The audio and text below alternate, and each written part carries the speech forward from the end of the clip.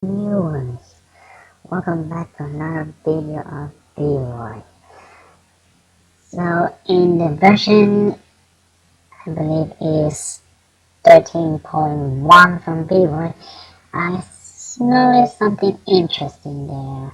If you haven't noticed, it's about 3D printing. So let's get into it. You go to the camera explorer. It should be on your far right side.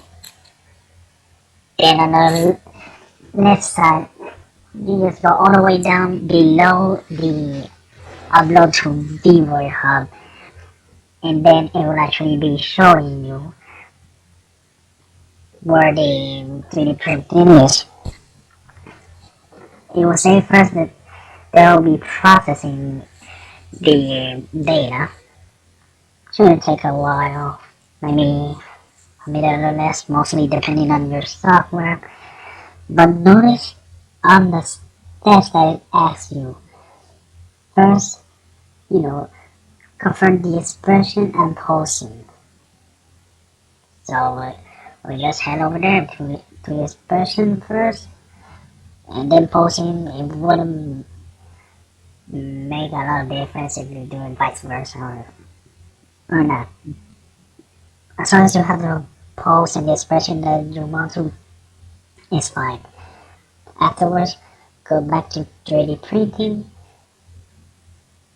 then go to the next step. If you want to check the terms of use for 3D printing or where's it going, then it's right below. Then just hit export, and it will be appearing as an FPI